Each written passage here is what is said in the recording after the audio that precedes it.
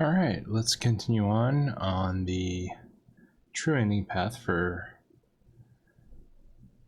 Zero Escape, 9 hours, 9 persons, 9 doors.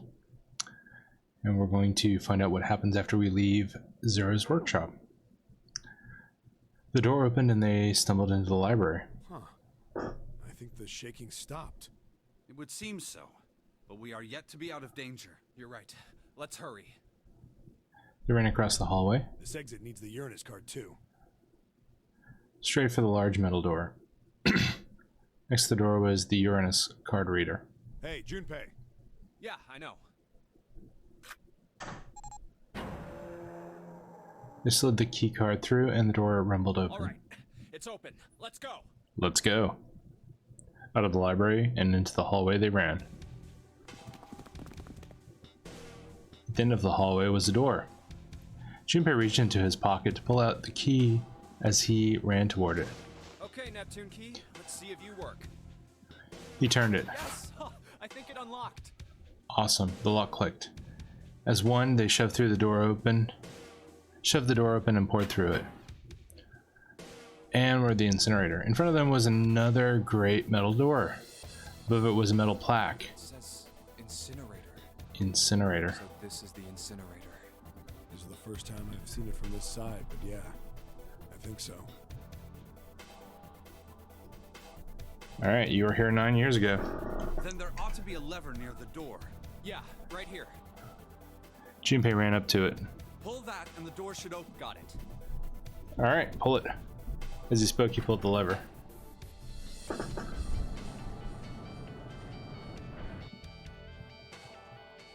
The motor in the door groaned and it slowly ground open. There was no time to waste. As soon as the door had opened far enough to admit them, all four dashed through. Then suddenly before them were the four who they'd parted from earlier. Where are we at in the... Okay, we're still here. Ace Lotus stood in front of the number 9 door. Santa was curled into a ball against the wall of the incinerator, holding his stomach. And then there was June. She sat slumped against the wall, exhausted. What the hell is going on? Junpei ran towards June. He skidded to a stop in front of her and knelt down. What's wrong? Are you okay? Are you okay, June? June, are you okay? Her face was pale and her lips dry.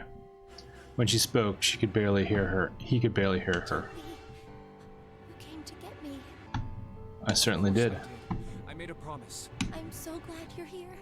So glad. She's glad. She mumbled the same words over and over weakly. Junpei could feel his heart breaking. What happened to you? I'm fine. I just fainted. I wasn't feeling very good. Why weren't you feeling very good? A lot better now, though. Are you sure? Yes. I just need to rest a little longer. I'm sure I'll be fine. Are you sure? You shouldn't worry about me. No, I'm gonna totally worry about you. She was looking towards Santa. Junpei turned to look as well. Santa. Santa grimaced, his face contorted in pain. Seven grabbed him by the collar and roared at him. Hey, where is it? Where's the gun? You hide it somewhere? Despite himself, a grunt of pain escaped Santa's lips as Seven shook him. Don't have it. I got sucker punched and they took the gun. What? What? Isn't that obvious? Ace. I took the gun. Ace. He did indeed have the revolver in his hand. It was pressed against Lotus's temple. Ace had her pinned to him with the other arm, and she was shaking visibly. Her fiery attitude was gone and replaced by fear. She didn't dare to speak. There was sweat on her forehead, and when her eyes weren't flicking up to the gun pressed against her, they seemed to desperately want to say something. So what the hell do you think you're doing, Ace? Or maybe I ought to say Gentaro Hongo, CEO of Cradle Pharmaceuticals. Seven's deep baritone rumble shook the walls. Ace sneered. You have me at a disadvantage, and I don't like that. It's that prosopagnosia. You know me, idea how much I suffer. Can you even begin to understand my pain? The pain of prosopagnosia. Junpei's voice was casual, or at least it was trying to be. Another irritating insect. And how do you know that? Good question. Junpei couldn't say, he just knew, another unexplainable mystery. No matter. If you don't want to answer, it makes no difference to me. This is a waste of time anyway. It's time for me to go. Behind Ace, Junpei could see the red. It was placed in the small indentation in the wall. Quickly, Ace placed his hand on the scanner. First 1. is 1. Give me your hand. It beeped, and he forced Lotus's hand onto it as well.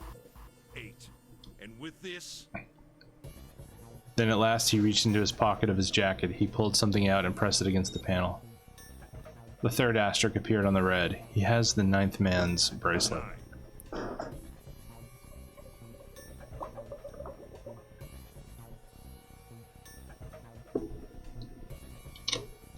The thing he had used for the final verification was the bracelet with the number 9. The 9th man. Kubota's bracelet. 1 plus 8 plus 9 equals 18. 1 plus 8 equals 9. I believe I've won this game. His smirk made Junpei's blood boil. I've had quite a time playing with you. I must thank Zero, I suppose. Wait, what? Ace doesn't know who Zero is. Junpei's eyes flickered toward Santa. He hadn't moved since they had entered the room. Santa was still holding his stomach and groaning as if in immense pain. Junpei wasn't sure if it was real pain, but he was sure it wasn't either. What the hell are you planning, Santa? At any rate, this game ends now. Does it? I will escape, and the rest of you will have a slightly less pleasant ending. Why do you know that? I suggest you enjoy your final moments. Oh, screw you. Wait! Ace, of course, paid no heed to Seven's request and laid a hold of the lever on the red. With a sickening sense of finality, he pulled it.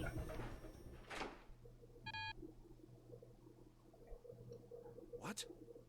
Why isn't it opening? One more time. Lotus tried to take advantage of Ace's confusion and managed to twist herself out of his grasp, but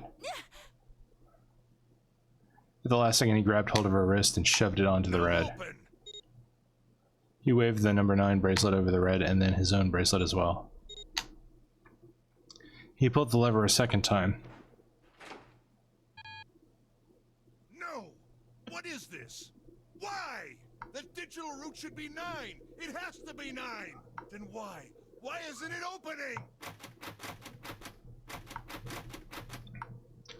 Ace's fury and confusion had overridden all other thoughts. He had set down the revolver. It was just below the red. Now! Seven chose that moment to act. He moved far faster than a man of his bulk should have been able to, and he launched that bulk straight at Ace. Nice. Good going, Seven. It was over before they knew it. In the blink of an eye, Ace was on the floor. He rolled onto his side, groaning in pain. Lotus ran straight for Junpei. She darted around behind him and stuck her head out, making sure to keep Junpei between herself and Ace. Oh, that was close. Too close. Thank you, Seven. Yeah, are you ever going to treat him shittily again, Lotus? Just, yeah. Don't mention it. Very gracious, Seven. I applaud you. Just one punch ain't enough for this piece of shit. I agree. After what he did 9 years ago, I ought to rip him to pieces. I also agree. If a suspect can't talk, they ain't much good. Once he's locked up in a cell, we're gonna have a little chat. I am totally okay with this. 9 years ago? Then you must be... Yeah, you finally figured it out, dumbass. Your memory for voices is pretty shit, Ace, and your prosopagnosia does not help. He planted his hands on the floor and shook his head. Junpei walked toward him. He stopped and looked down at Ace with pity on his face. Ace, you killed Kubota, Nijisaki, and Musashido, didn't you? Wait, Nijisaki? He peered at Junpei, genuinely confused. Right. You don't know yet. All right. We'll just go through them in order then. Let's start off with Kubota. You talked to Kubota and managed to convince him to go into door 5 alone. You killed him without making it look like you killed him. Absolutely. The way I figure it, you had 4 motives. 1. In the Nonary game, the number 9 is dangerous. Whoever had the 9 bracelet could join whatever team they wanted. Adding 9 to any number doesn't change the digital route. 1 plus 9 equals 10. 1 plus 0 equals 1. 2 plus 9 equals 11. 1 plus 1 equals 2. 3 plus 9 equals 12. 1 plus 2 equals 3. Which means that number 9 could do whatever they wanted. Yep. You wanted to remove that threat as soon as possible. 2. You wanted the number 9 bracelet for yourself so that you could make use of its power. In fact, you did use it in the murder of Nijisaki. 3. Even if his number hadn't been 9, Kubota was a problem. Yep. He knew your past. He knew what had happened 9 years before. You needed to silence him before he told anyone. 4. But last, and perhaps the most, you used Kubota as a test. You wanted to know how serious this Nonary game was. Was it truly life or death, or simply a harmless prank? You convinced him to break the rules so you could see what would happen. Absolutely. That was why you killed Kubota. But he was only the first. Yep. And I'm kind of upset that the only character who realized they could pick up the number 9 bracelet was Ace, because I think any clearly thinking human being would be like, hey, this person's dead. We can totally take their bracelet, a 9, and use it because it does not change the digital route. With as intelligent as all the characters are in all their various disciplines, this seems like the biggest plot hole to me personally, so. Next was Nijisaki. While everyone was off looking for the missing parts for the Reds, you ran into Nijisaki near the big hospital room. However, because of your prosopagnosia, you didn't realize he was Nijisaki. Chiefly because, when you met him, he was dressed like Snake. That was why you thought Nijisaki was Snake. No, that's not... That was Nijisaki? Why? How did... I'll get to that. Anyway, you thought he was Snake. Snake was one of the kids in your experiment 9 years ago. Yep. You remembered him because he was the blind kid, but his presence made you think. Snake was one of my subjects 9 years ago. He probably hates me. Probably. But if that's true, why isn't he saying anything? Is he keeping quiet because he can't see? Or perhaps he's working with Zero to get revenge on me. Whatever the reason, anyone who knows my past is a threat. Before he tries anything, I need to get rid of him. That was when you decided you had to kill him. The murder weapon was Kubota's bracelet. You just waved it over the red. Verified your own number and then grabbed Nijisaki's arm and forced it. Then, when the door opened, you kicked him in. 9 seconds later, the door closed. And then 81 seconds passed. And poor Nijisaki was dead. Then you mean to say... Snake is still alive? Sorry to disappoint you, but I'm as good as new. Nice. Thank you for killing the wrong man. But I can't say I like knowing that you wanted me dead. Although, to be honest, even if you hadn't tried to kill me, I would still hate you very much. Thank you for being honest, Snake. Well, I wouldn't blame you. Okay. Ace's self-derision was frustrating. Junpei kept his emotions in check and continued. Last but not least, let's talk about Musashido's death. Yeah, this one I'm most curious about, because like I kind of already understood how Nijisaki's death went down. The fact that Ace had his bracelet, Kubota's bracelet, which was 9, and then just kicked the guy who had the bracelet number 2 through the door. Why he had the bracelet number 2 and Snake at that point was already removed from the equation, that's kind of confusing to me as a player, but... And I'm just going with my memories from 12 years ago, so let's see what this game brings to the table. Because I also think 12 years ago, I didn't play through every ending. And to be fair, I didn't play through every ending this time. I missed the coffin ending, but I think the coffin ending was the same as the true ending, except it's like, hey, you didn't satisfy all the requirements, which you can't in your first playthrough, so let's make you play through them all again. But I have played through every other ending, and I do not clearly understand why Snake and Nijisaki were swapped. So if that can explain that and why he kills Masashido,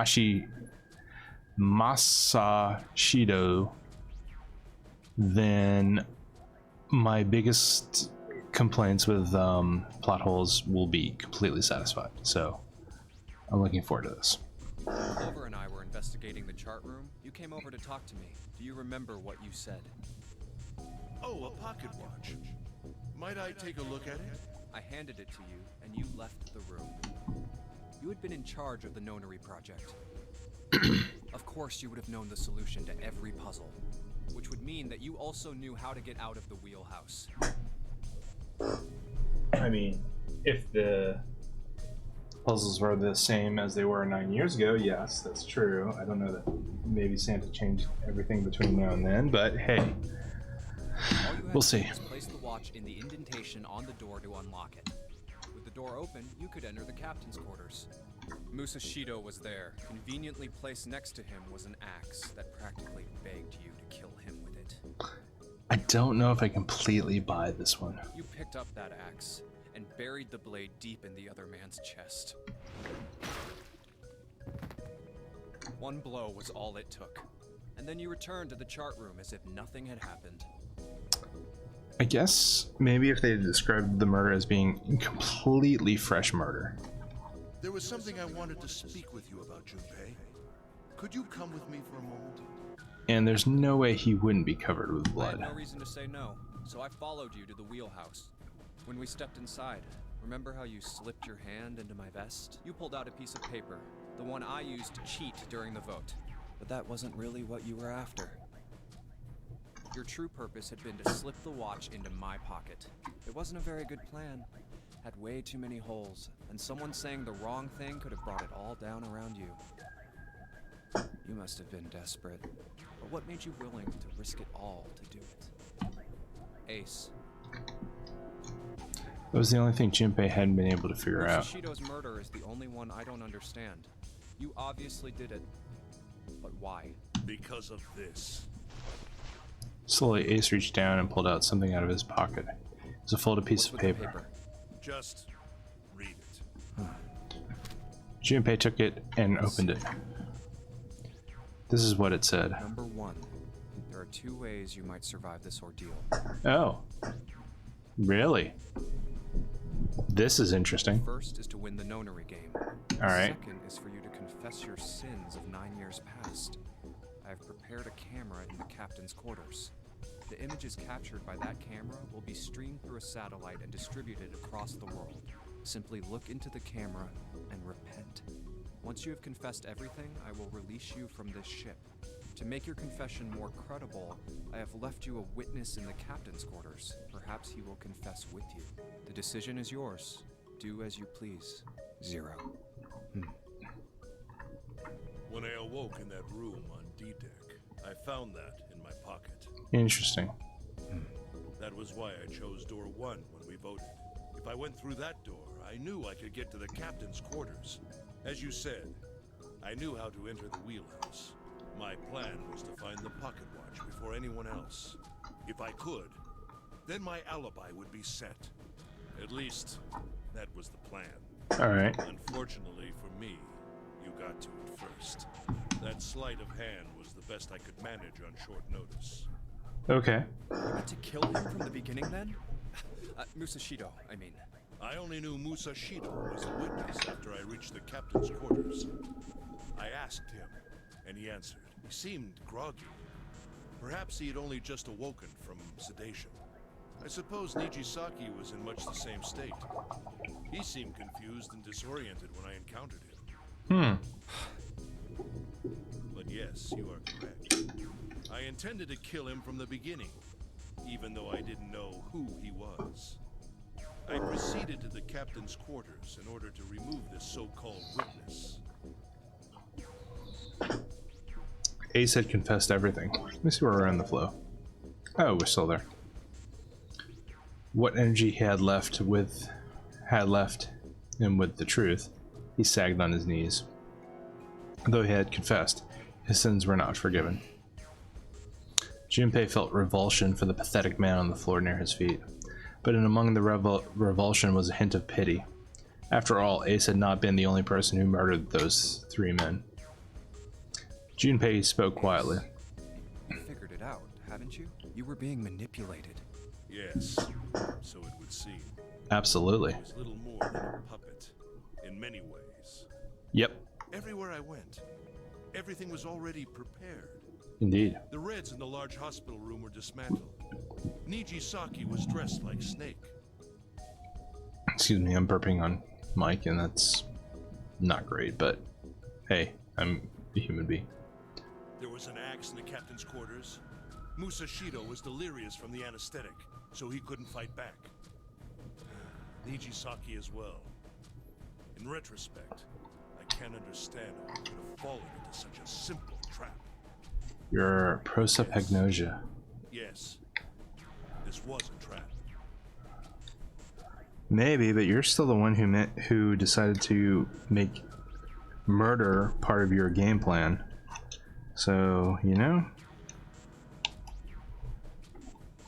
It was Zero's trap, and I fell for it, hook, line, and sinker.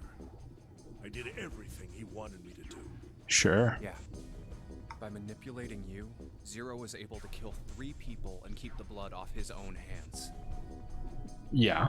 All of this was revenge for what happened 9 years ago. Yes. That's why this Nonary game happened. Yes. Am I right, Santa? Junpei looked over at Santa.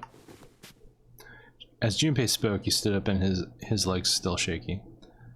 I mean, I hope I'm messing with the pedals in the back of my controller, and I hope that isn't too annoying on microphone, but I guess I'm listening to the microphone with a lot louder monitoring, and I can hear that quite clearly through the microphone. What the hell are you talking about? I don't know any... Ain't no point trying to play dumb anymore, Santa. Actually, I guess I should call you Aoi Kurashiki, huh? Seven's face was sad as he spoke. Memory came back to me, kid. You're Aoi Kurashiki, no doubt about it. Never thought I'd be back in this room talking to you. But hey, I guess this was all part of your plan, right? After all, the person who planned the Nonary game this time around was Zero, and Zero's you. Looks like you really do have your memories back, huh? Santa's smile was sarcastic and something else. Well, I guess there's no point in hiding it then, huh? Yeah, you got me.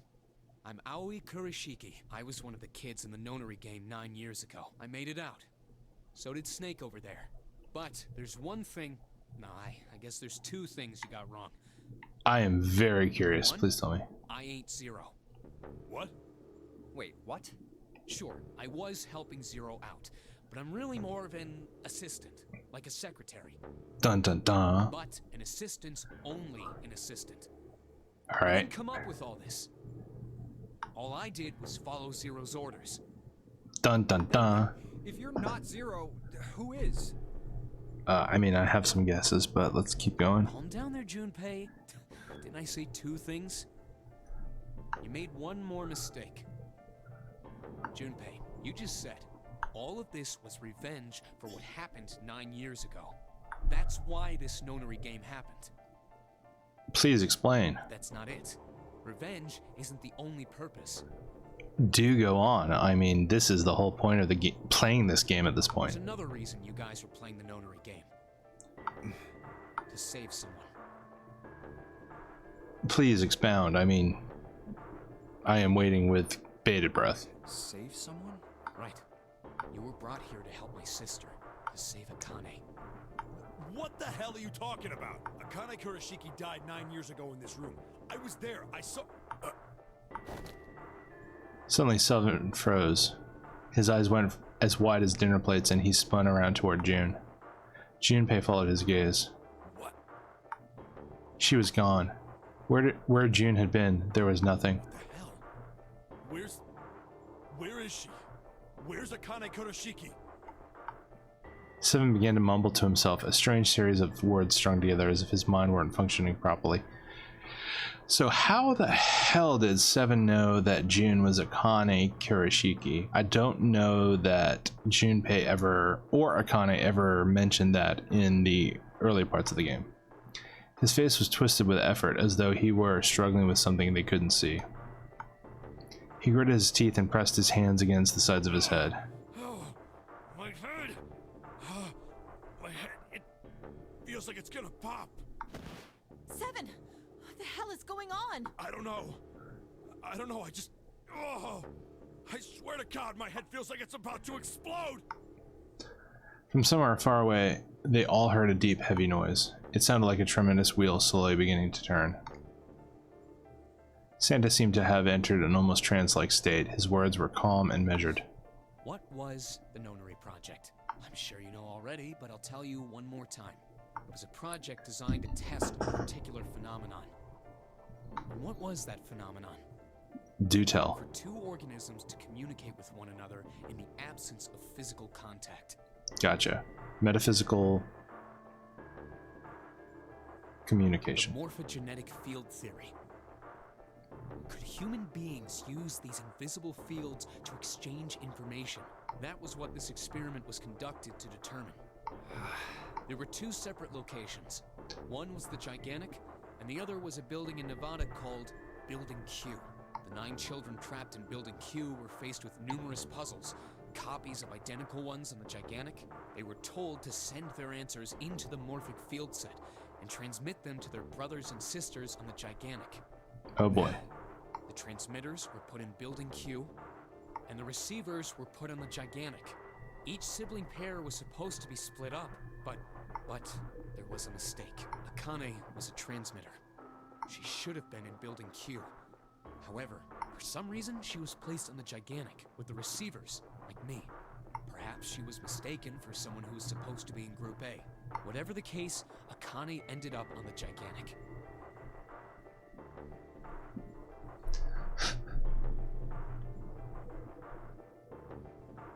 Oh, wow. Okay, I'm sorry. I didn't realize there was people in the chat. Okay. How y'all doing? Whoops, wrong keyboard.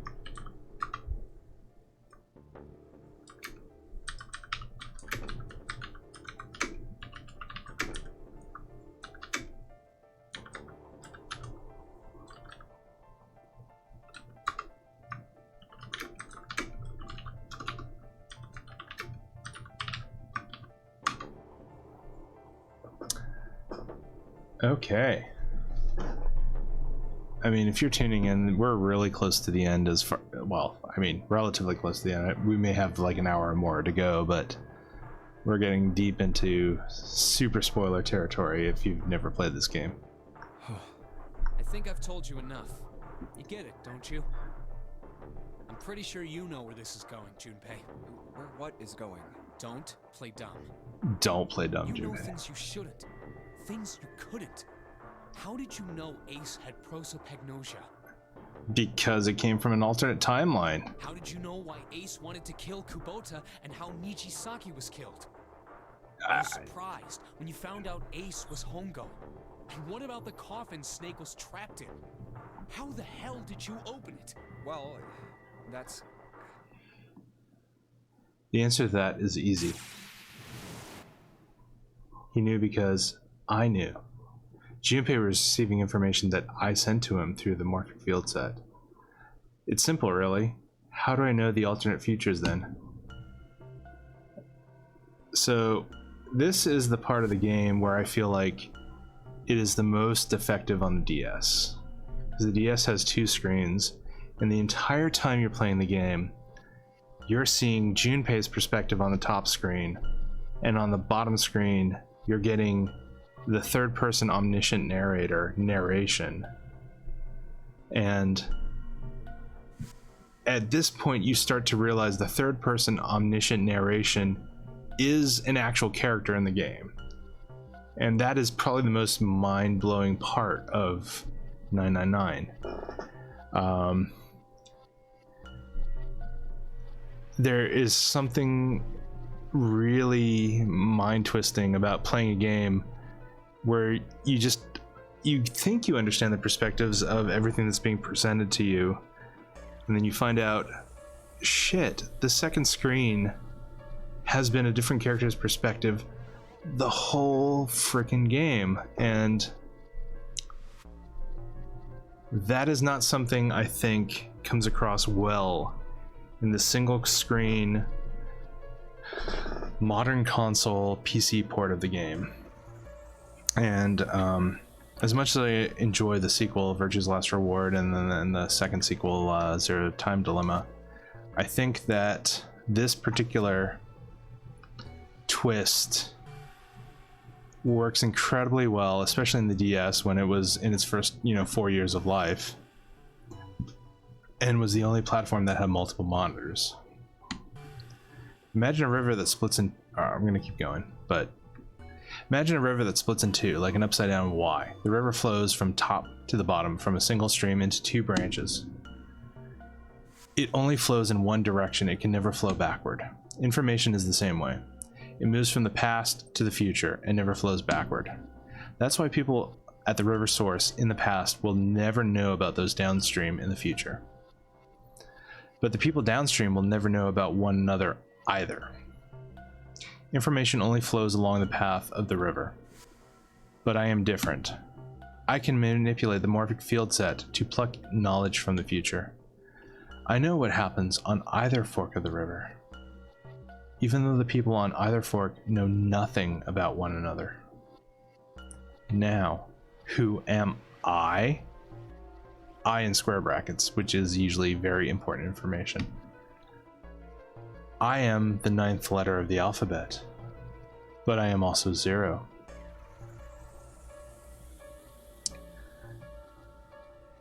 No, that's not true. I'm not really 0. Not yet. Perhaps you could say I am less than 0. 0 is my future. In 9 years, I will be 0.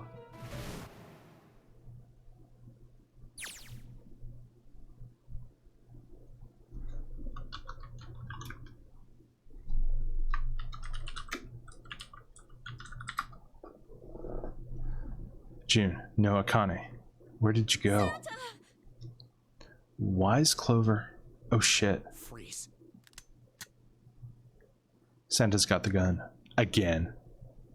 Guess he picked it up when we weren't watching. Looks like he's turned the tables on Ace, though. Wonder how he likes having a gun to his head. Get up. Sure isn't about to take that gun off him for a minute, is he? Ace isn't putting up any kind of fight. I mean, I don't think I would either, but he just looks drained. I guess he's going for the door, huh? He doesn't need to verify to go through that door, but What's your plan, Santa? What are you doing? he can't go through any number of doors with just 2 people. What the hell is he thinking? Didn't I tell you? I'm Santa Claus. It's time for me to go make a wish come true. That's it? That's all he's gonna give us? What the hell does that even mean? Shit, they're out. And now the gate's shut. Where are we in the flow of things? We're still just here. We got 4 more scenes. Okay. Looks like the rest of us are stuck in here. They're all looking at me. By the way, the number of scenes remaining, we didn't have the flowchart in the original DS version, so playing through all of this, originally I don't remember how long it takes to get through stuff, so the fact that we have yes, that gun is golden as fuck, Flipsy. That is, yeah. They're all looking at me. At least Seven's headache is gone. He seems to be all right. The guy who's had amnesia about the past 9 years and his occupation. Well, I guess there's no harm in trying. Let's see if this door still opens. Damn. Well, it looks like this door isn't opening anytime soon. You mean we're trapped? So it would seem. At least for the moment. What the hell is Santa trying to do? Oh my gosh. Oh my gosh, what? Have you considered where we are? There can really only be one thing Santa would do now. And what is that, Snake? No, you can't be serious. Oh, but he is. Shit, we gotta do something. Maybe we can still get out through the door in number 9. There's red. Yeah, alright, we can do this. I just gotta... No, it's not gonna work. There's no way. The 5 of us can't open this door. 2 plus 4 plus 5 plus 7 plus 8 equals 26. 26, 2 plus 6 equals 8. Is there any combination that'll work? Junpei, can I borrow your pen and notebook? She's gonna write them all out again. Sure, why not? I don't think I'm gonna need them ever again. Well, she certainly looks purposeful. Looks like she's writing equations, a lot of them.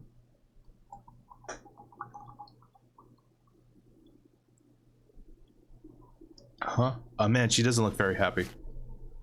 What? Hey, no need to be ripping pages out like that. Jeez. What the hell are you doing, Clover? Give me that!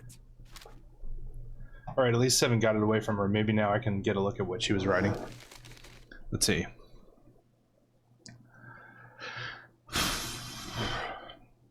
Two plus 4 plus 5 plus 7 equals 18. What? And there's no other way? 18 is the only number that's going to work. 1 plus 8 equals 9. It looks like she figured it out, though. Man, this is too cruel. Okay. Go. Really? Lotus. Come on, you know we can't do that. Don't give me that. I'm sure you'd love to get rid of me. Hey, I think we're past that. God damn it, you idiot! Whoa, whoa, where the hell did that come from? Looks like she expected about as much as I did. Without... if you're not... Look, it'd be bad, alright? For a cop, he sure doesn't have much confidence. Yeah. If there weren't assholes like you around, I'd be out of a job. Okay. Uh-huh. Look, I'm just not leaving you behind, alright? End of story. 7. He's right. I'm not leaving you either. Me too. You didn't honestly think I'd abandon you, did you? Alright, we're on team good guy right now. Act as tough as you want, Lotus. We can all see you're about to cry. That being said, However, what? I doubt we would be able to open the door anyway, even if we were to leave Lotus behind. Do tell, Snake, please. I trust you remember what happened to Ace? I couldn't see exactly what happened, but... Blind joke right there. I was able to guess what he was attempting to do earlier, at the Red. Oh, yeah. No! What is this? Why?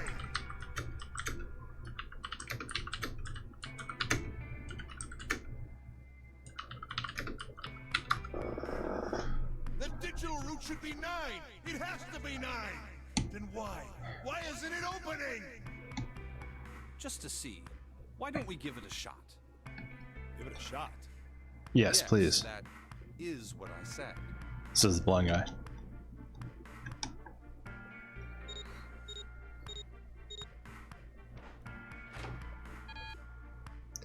Two plus 4 plus 5 plus 7 equals 18. 1 plus 8 equals 9. You were right. It ain't opening. But it did open 9 years ago. The digital route was 9 then, I'm sure of it. You think maybe they changed the settings? Perhaps. Perhaps. Shit. If we can't get through the door, we can't get out. The walls are way too high. There's no way in hell we could get to that hole 7 popped out of 9 years ago. All we can do is stand here and stare at this door with a 9 on it. I guess this is it. This is the end.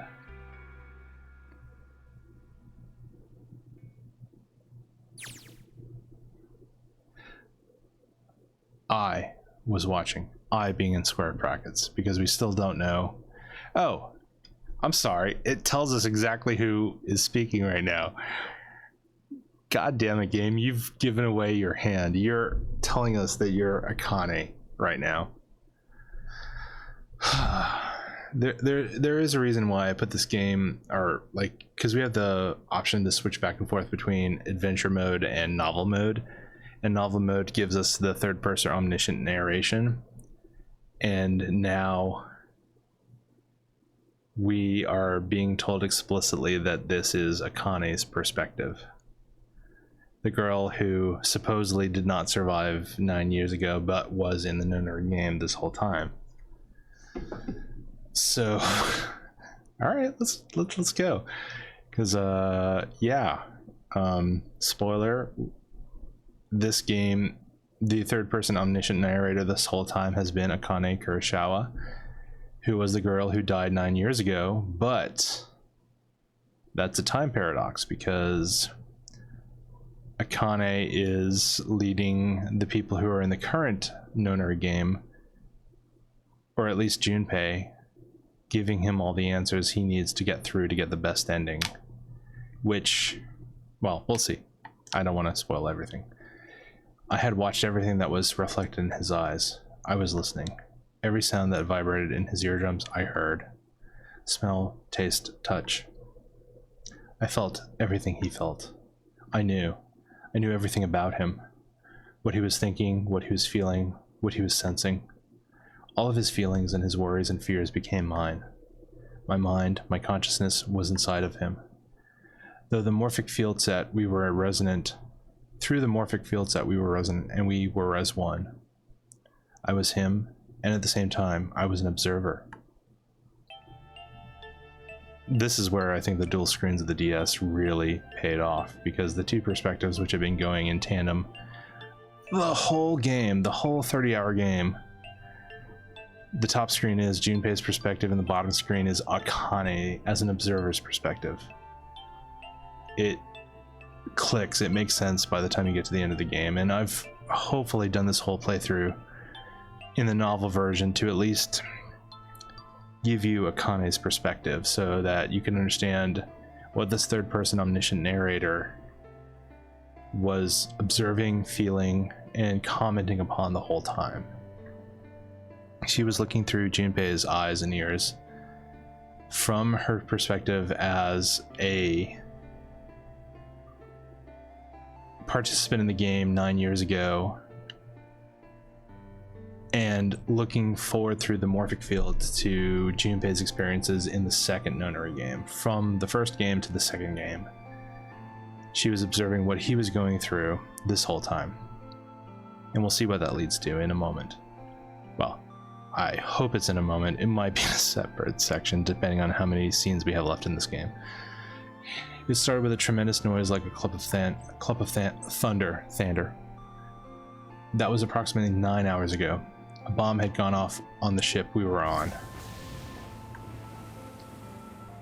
That was when my resonance with him began. My resonance event melted into him and we became one inside of Junpei.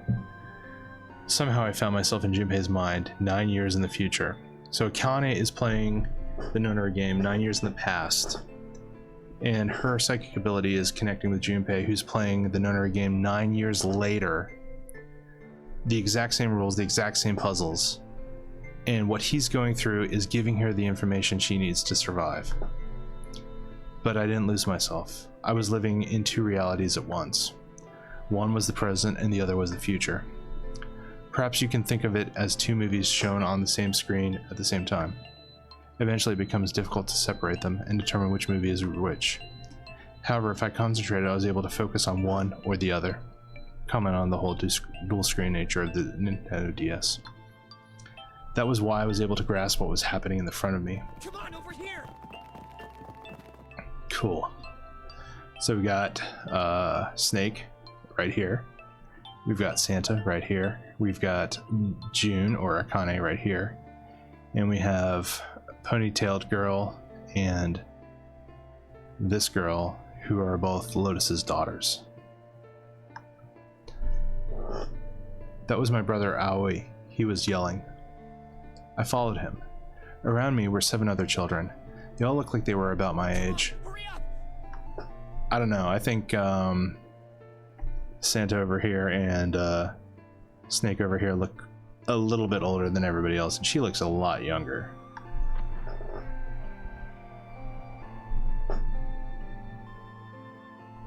Everyone was arguing. 2 of the boys got into a fist fight. A girl watching them began to cry. I want to go home, she cried. I want to go home. Another girl slapped the crying girl and glared down at her.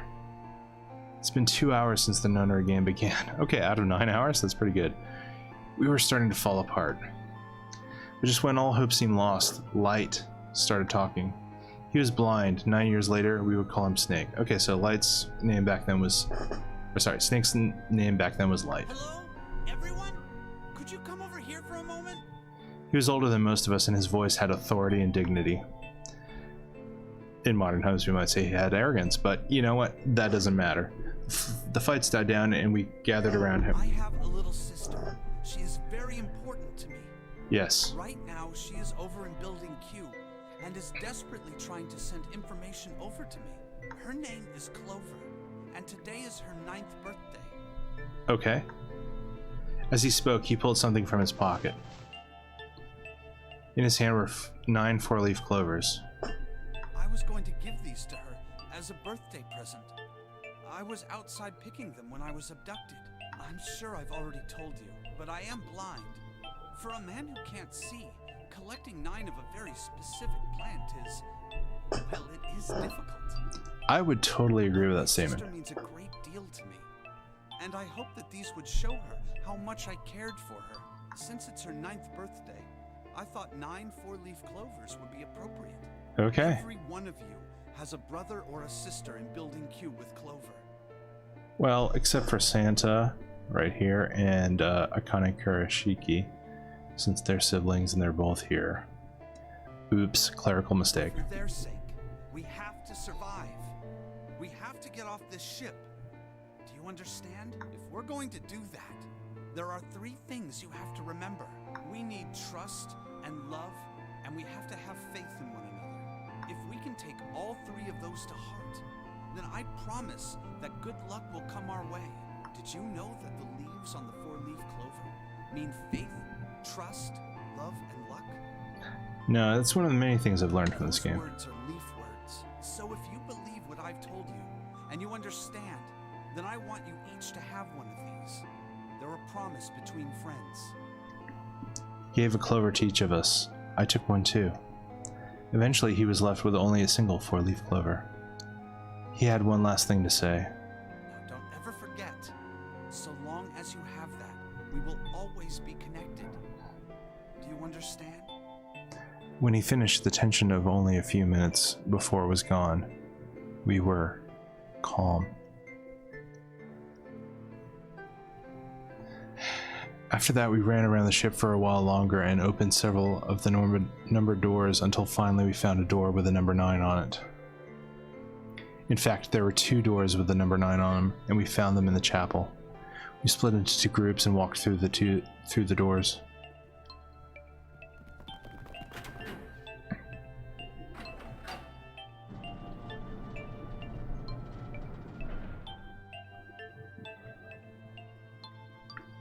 Before long, we found ourselves in a room with a ceiling that looked like an upside-down funnel. For some reason, this room had another number 9, but this time, it was only 1. But if there was only 1 door, that meant only 5 people could escape. What are we gonna do? There aren't any other doors. We began to panic. Then, as if things had not gotten bad enough already,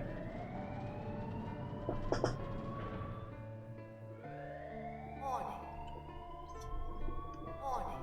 Emergency incineration command has been acknowledged. Automatic incineration will take place in 18 minutes.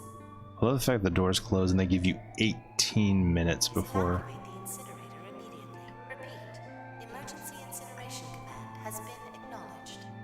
What? What's happening? What did that thing say? That didn't sound good. No, it didn't. I think it means this room My is brother gonna Aoi burn. swallowed hard and answered, I think it means this room is going to burn. Burn! The plaque on the door says incinerator, and that voice said that the incineration is about to start.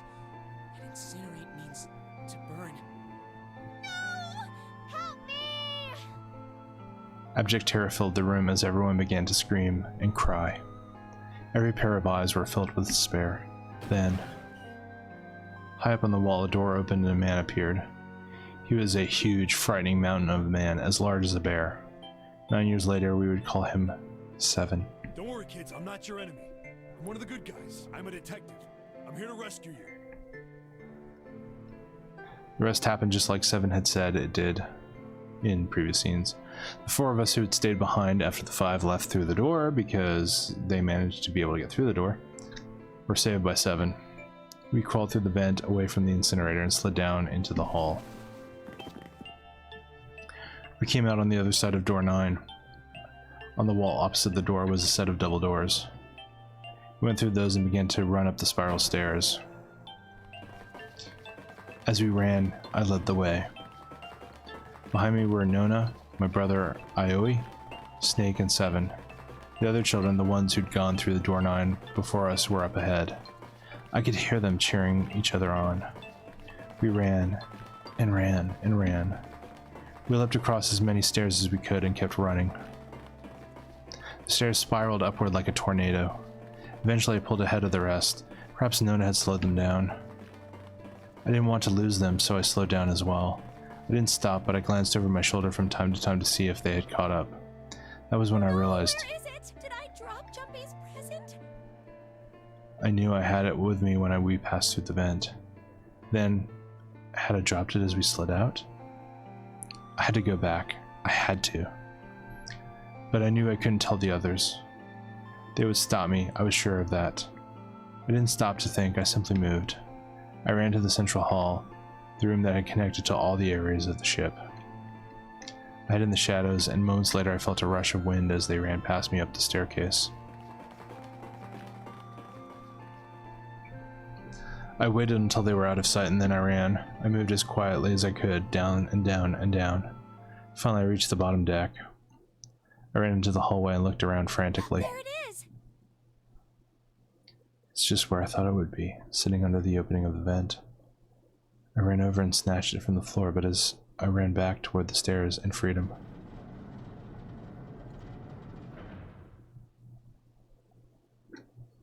The door to the incinerator opened and a man stepped out. It was Hongo. Gentaru Hongo. 9 years later, we would call him Ace. Ah, how wonderful to see you decided to come back. His smile made my blood run cold. It looked mechanical, as if someone had simply pulled up the corners of his mouth. We must continue the experiment. I shook my head, eyes wide. Slowly I began to walk backwards. 1 step, 2 steps, 3 steps. Then I spun around and broke into a run. I felt Hongo's hand close over my left wrist. I said, come with me.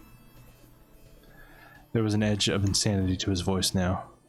I pulled as hard as I could. Stop! Let go of me! Let go! I shook my body and flailed my arms, trying desperately to get Hongo to let me go. But I was still only a child. I was no match for a man like Hongo. Stop struggling, goddammit! Do as I tell you! He heaved on my arm, trying to pull me into the incinerator. I screamed. Help me! Somebody help me! Then suddenly, the door to the stairs flew open, and my brother Aoi burst out of it. Behind him came 7 and Snake. He cried my name again as he leapt forward toward Hongo. You came back! But then, You're too late, idiot! Hongo threw his full weight against my arm, pulling us both into the incinerator.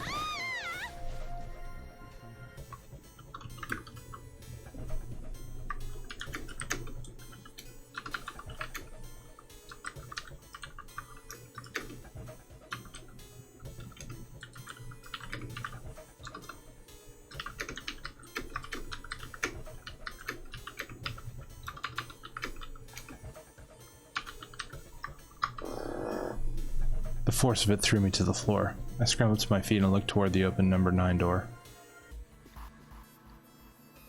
Hongo stood between it and me, but behind him I could see my brother, his fists clenched. But those fists never reached Hongo.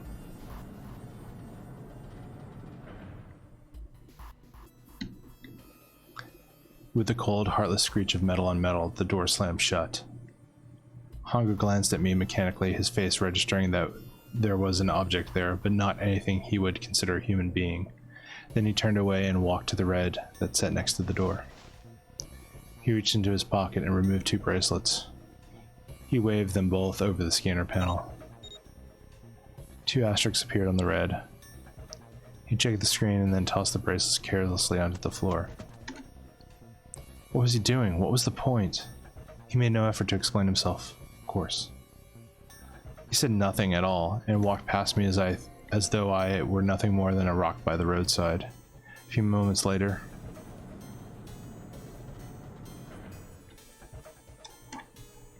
the two other doors slid shut as well. Faintly, I could hear someone pounding on the door behind me. I turned around and ran toward the door with the number 9. Akane! Are you okay? I could hear a voice from the other side of the door. Oh, thanks. I'm trying to have a good narrator voice, but I appreciate the comment, Flipsy. A worried, frightened voice. My throat was already raw, but I screamed as loud as I could. My voice echoed lonely around the empty room. What should I do? I think I'm trapped in here. Where's Hongo? He went out the other door. What?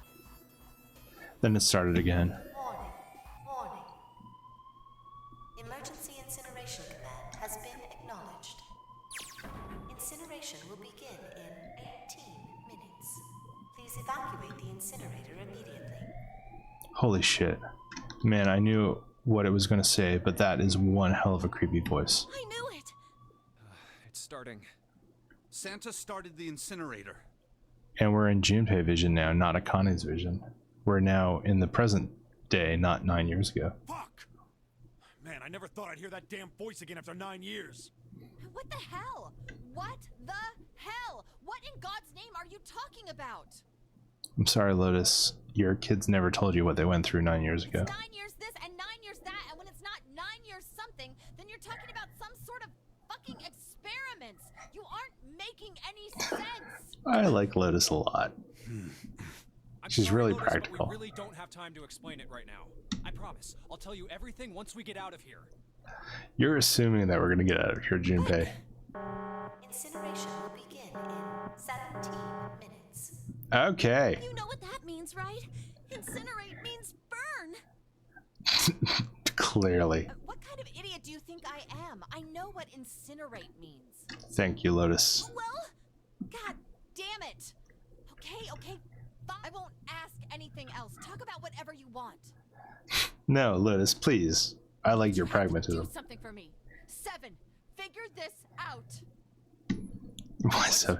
Why me? Just shut up and stop this thing. How the hell? There has to be some sort of emergency shut-off button. There isn't anything like that. I mean, Snake's been through this before, firsthand. How the hell do you know? Because I looked for it 9 years ago. Really?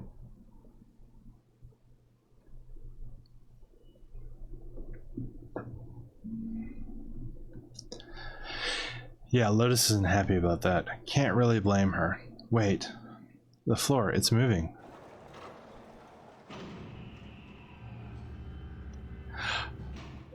It looks like a testing device. What else can I say about it, What but... the hell is that? What is that? What is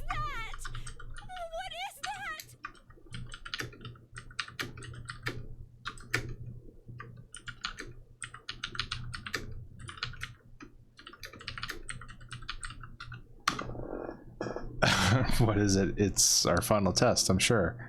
What else could I say? The floor opened and a machine rose up out of it.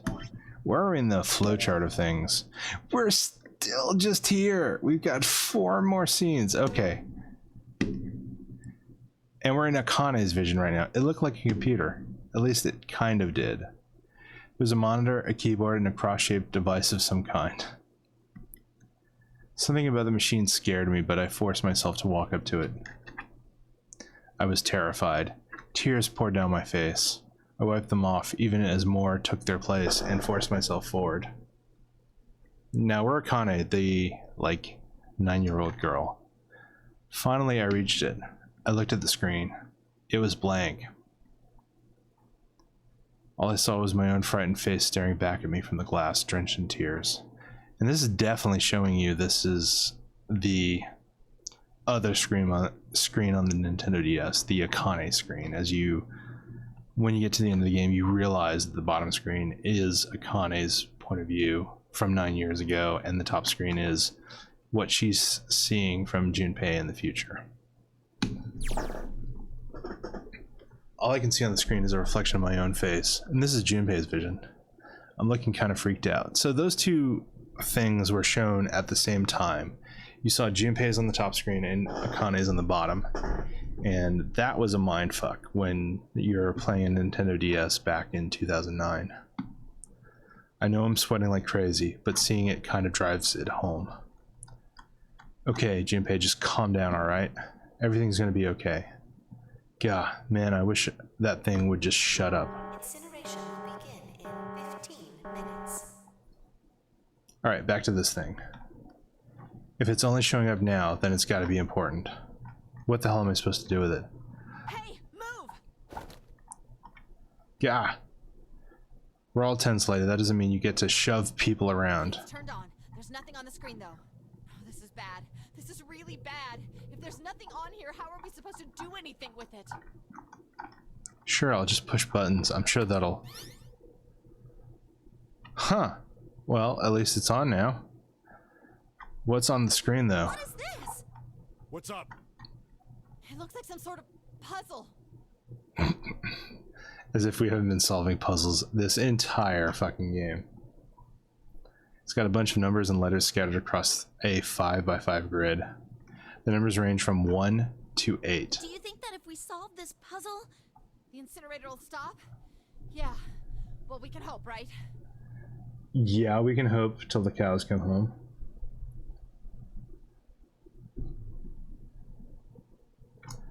Alright, this puzzle, how do you work? Oh man, I got a goddamn voice again. Incineration will begin in...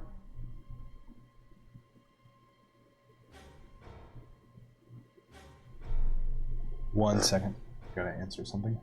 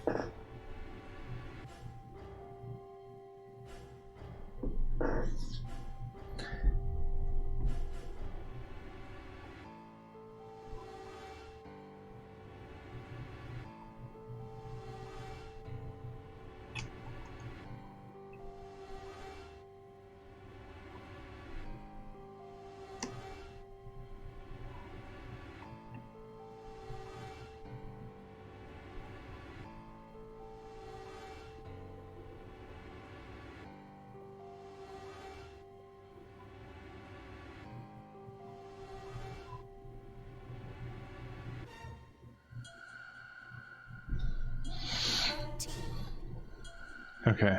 Shit, 13 minutes. Can we really do this? My heart feels like it's gonna pop. My heart was... No, we're back to Akane 9 years ago. My heart was pounding like it was about to explode. I stared at the puzzle on screen. I was sure I had to solve it somehow, but I had no idea how. My connection to Junpei had been gone for a while. His mind was gone. I couldn't get any more information from him. I felt the seconds tick by as I stared at the screen, completely lost. My cheeks felt as hot as tears poured over them. Then I heard a voice. Hey, what are you doing? It was muffled. I turned around. Pressed against the window in the entry door was a face, a frightening, evil face. It was Hongo.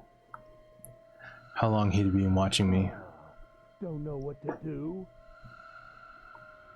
He was yelling, but his voice was still muffled. Simple, really. But I suppose I might as well tell you. Just solve the puzzle on that machine.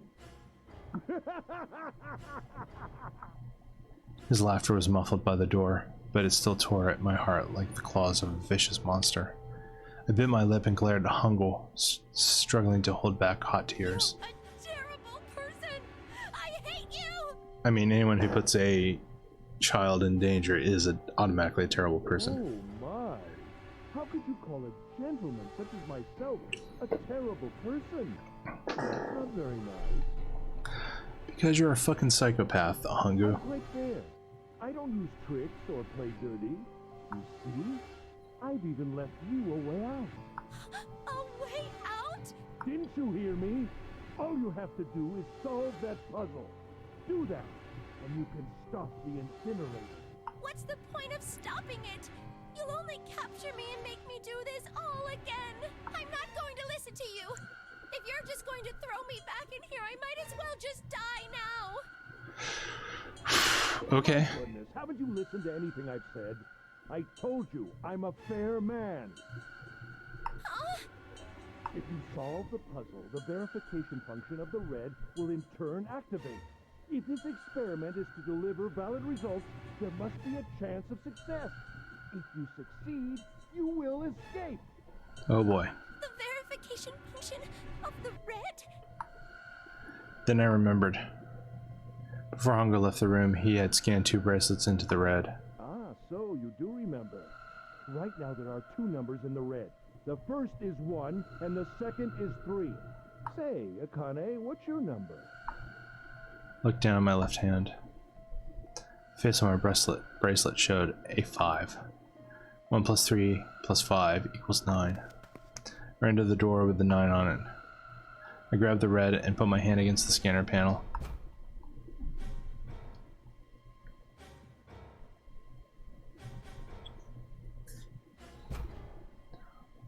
You really aren't one for listening, are you? I hear Hunger's muffled voice from across the room. I've already told you, didn't I? Once you solve the puzzle, the verification function of the red will act. In other words, if you haven't solved the puzzle, you can't enter your number. What kind of fool are you? You're an asshole, Hunger. Why are you doing this? You could never understand.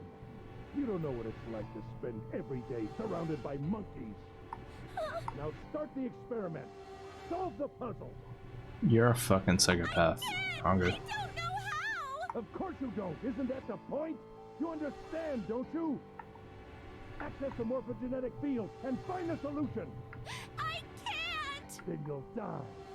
You'll burn alive. It's gonna be quite hot in there in a few minutes. I imagine it will be very painful.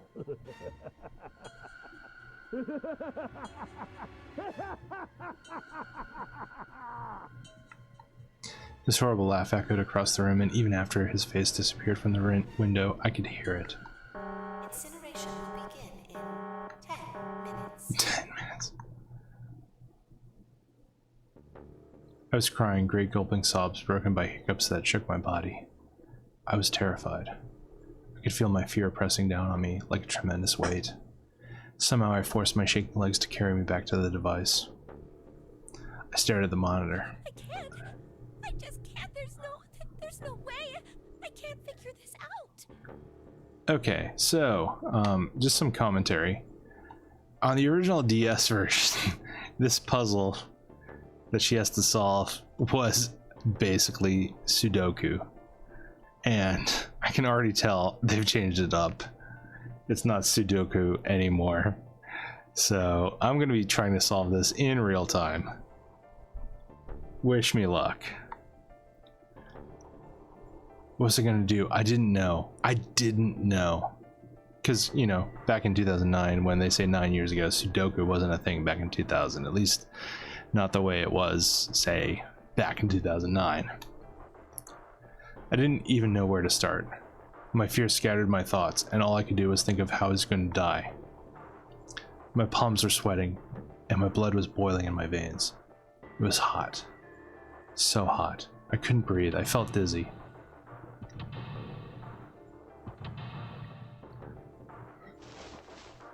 I reached into my pocket. I wrapped my hand around the thing I'd come back to get. The doll Junpei had given me. At least I had that. I held it tight with both hands and prayed. Help me, Junpei! Help me! Help me! Help me! Junpei! Junpei! Junpei! Please help me! Junpei! Okay, we're going from Akane back to Junpei. Akane? Who the hell is Akane? I mean, y'all don't know, but I mean, Shut up! Just shut the hell up! Alright, so and Lotus didn't understand. I think Clover and Snake have an idea though. Clover's looking at me. I think Snake might have figured it out. No, it doesn't matter. They're in my way. Where'd she go? Maybe over here. Akane! Akane! Can you hear me? Akane! Say something! Fuck. Did something break our connection? I swear I just heard her. Shit. Akane! Answer me! Akane! Jumpy? I spun around. I heard a voice. His voice. I looked around. He wasn't in the room, of course, but I heard it so clearly, like he was right there. Jumpy? And all of this is happening on 2 different screens if you played on the Nintendo DS. Akane! Jumpy? That's her. She's there. Then that means... Akane! Akane! Are you in an incinerator right now? Yes, I am! She is. How did you know? I couldn't believe that he knew that.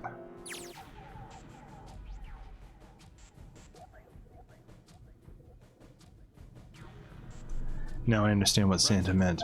There's only one way to help her. You were brought here to help my sister. To save Akane. I guess it's Santa? Where am I in the flow of things? We're still this far back. Okay. I think I get it now. Incineration will begin in 7 minutes. Jumpy, we don't have time! As quickly as I could, I told him that I had to solve the puzzle in order to stop the incinerator. Got it! And I do. I get everything now. At last I finally understand what all of this means. I know why the Nonary game was held today. I know why we were kidnapped and brought here. It was all for this moment.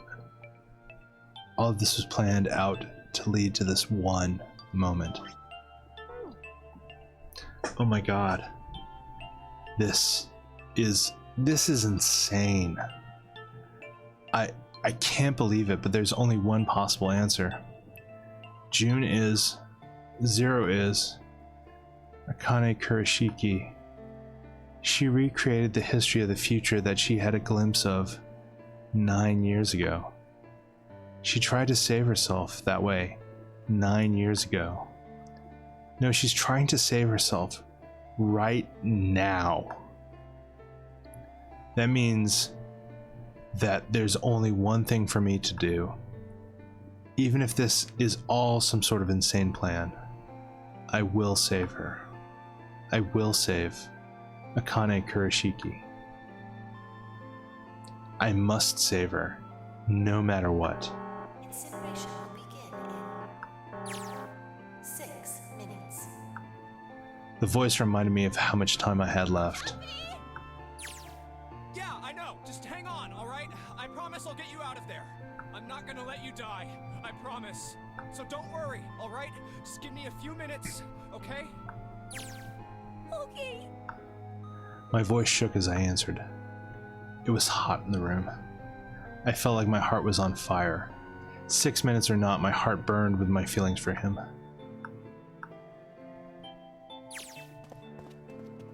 Alright, time to get to work, Junpei. Is Snake talking to them about something? Whatever, it doesn't matter. Get out of my way. Hey, what are you... Just trust me, okay? Sorry, Lotus, I didn't mean to snap, but there's a lot more at stake here than your pride. I'll apologize later, alright? Let's have a look at this thing. We've got numbers all over this grid. I think the panels are out of order. So just need to switch these out? Staring at it isn't going to accomplish anything. I'll just have to try it. Just think of what I did all those times before. I'm gonna do this on my own, with my own mind. I'm gonna solve this problem. Okay, Crack Knuckles, sequel out. So I originally played this when this was Sudoku, but this isn't Sudoku anymore. So I don't know what's gonna happen here. All right, wait, what? 5x5 grid.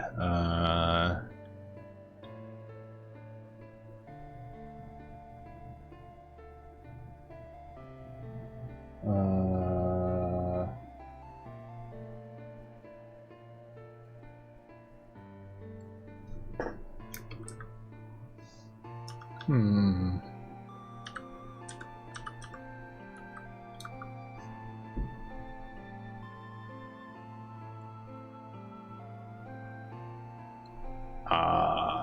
Okay, this thing can't be moved. That thing can be moved.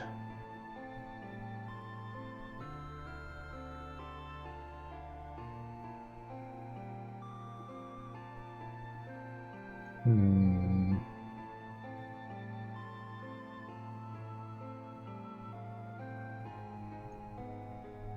Hmm.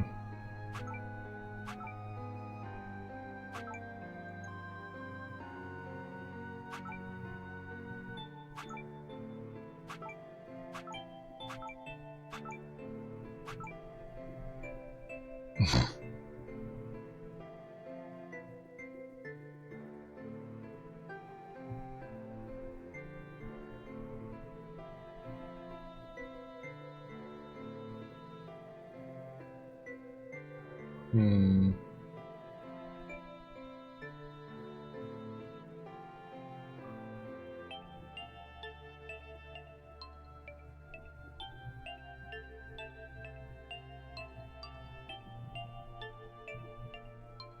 Hmm.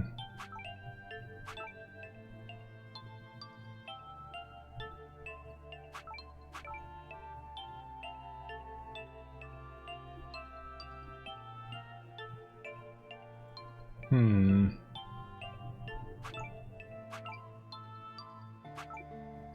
Oh, do we have to make password down here? Oh, that would be interesting. All right. Oh, I see what we gotta do. Did I do it? Did I do it? Come on. Password.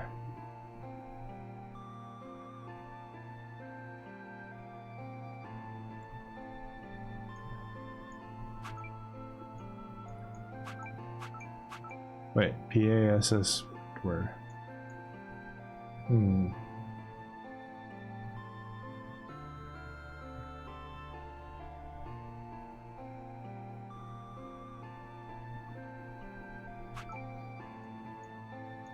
All right, hint. Okay, what does the hint do?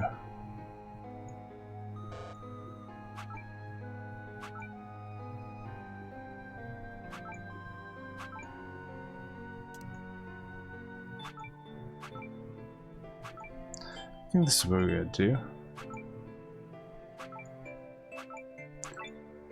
Okay, that made it success.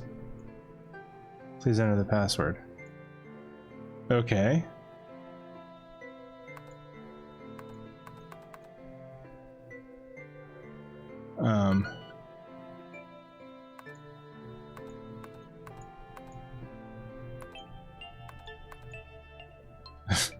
Really? Is that it?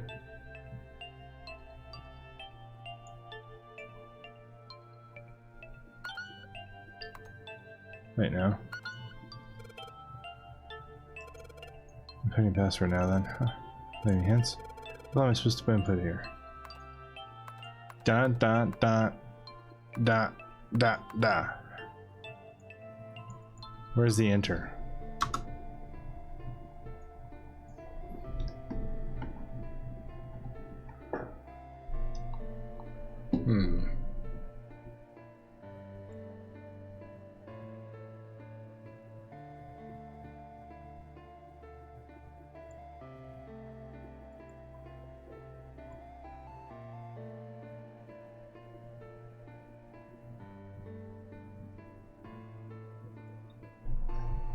That isn't it? Alright, 9? It's just a 9, really. Okay. 2 plus 4 plus 5 plus... oh, Yes, whatever. That's it. Akane, did you get it? Yes, I did! I solved it! I mean, really, you solved it for me, but I copied everything you did! Now I just have to press enter! Then what the hell are you waiting for? Push it! Okay, I will! I hit the enter key. This is Akane speaking. Emergency shutdown command has been confirmed. Incineration system has been disabled. Oh, good.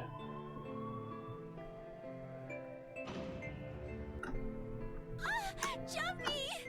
It worked! It worked! The incinerator shut down! It worked! Good. Tears rolled down my face as I cried out to him, but they were a very different sort of tears. A wonderful feeling of accomplishment and relief flooded my body. At the same time, what strength I had left disappeared, and I collapsed to the floor. For a while, I just lay there, laughing and crying, and enjoying being alive. Every time I thought about him, I thought my heart would burst.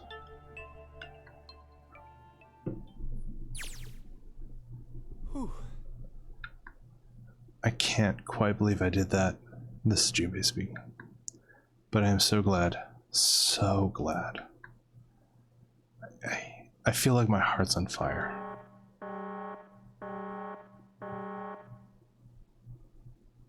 No, I don't have time to be thinking about that kind of shit. I need to tell Akane. Sorry, but things are kind of busy over here. I'm gonna have to hang up now, okay? It's like a phone call. Oh, of course, that's fine! Okay. I wiped the tears from my eyes and nodded vigorously, even though I knew he couldn't see me. Then I looked over at the corner of the floor. There were the 2 bracelets Hongo had left behind. Now. Back to Junpei. 7 and Lotus don't look particularly happy with me. Not a very nice look to give someone who just saved your lives, guys. Junpei, are you... Okay? Shut it. Right. Okay, so maybe they have a reason to be pissed off.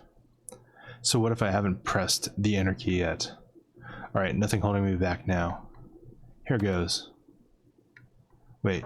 Incineration will begin in 90 seconds. What? It doesn't sound like it's stopping. No, it certainly does not. What the shit? Why isn't it stopping? What the shit? I agree. That is the perfect time to curse. Okay, maybe I didn't hit the key hard enough. Just hit it again. Man, that was probably pretty loud on the microphone, but yeah. And again. And again. Okay, that's not working either. The alarm is still going off. What the hell is going on? I've got all the right numbers in the right boxes. It's perfect. So why the fuck isn't this thing worth stopping? Incineration will begin in 60 seconds. 1 minute? No. Wait, of course. That's what the numbers that showed up after the puzzle mean. 2 plus 4 plus 5 plus 7 plus 8. Snake, Clover, me 7, and Lotus. Then door 9. No, that's it. That number on the door isn't a 9. It's not even a number. It is hidden, but an exit can be found. Seek a way out. Seek a door that... Holy shit. Of course. Then we just have to put the right number into the red and... Incineration will begin in 30 seconds. Run, guys! Get to the door! Run! Oh shit, oh shit, oh shit, oh shit, oh shit. Don't have much time. Man, I sure hope they can just trust me on this one, or we are all fucked. Alright, no time to explain, just go. Quick, verify your numbers on the red. Verify? Who? What combination? All of us! We all need to verify! Just trust Junpei on this. Why? We're in the flow, by the way. Okay, we're good to go. You really think this is a good time to ask questions? Just do it! That's probably the best bit of voice acting I've heard from Junpei all game. Hurry, hurry, hurry, hurry, hurry! Incineration will begin in 10 seconds. Jesus! 9, 8, 7, 6, 5, 4, 3, 2. Man, I am hitting the button as fast as I can. Oh, thank fucking Christ. No time to be happy. Time to fucking go. Hurry! We've only got 9 seconds before the door closes. Go, go, go! Come on, guys, move it. Okay, they're all through. Move it, Junpei. Just in time.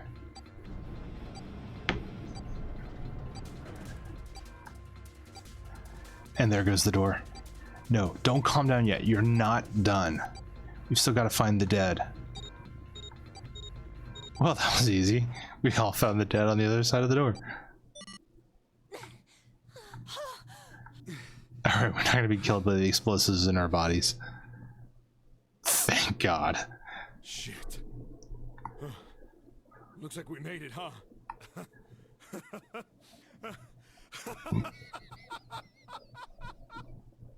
I mean, if this is the end, then sure, that's fun. 7. Man, that guy sure can laugh when he wants to. Looks like Clover and Lotus are totally out of energy. Snake is shaking his head wearily. I just want to take a nap, but... Akane? Akane! Can you hear me? Akane! I want to tell her we made it. I want to tell her how good I feel. But nothing.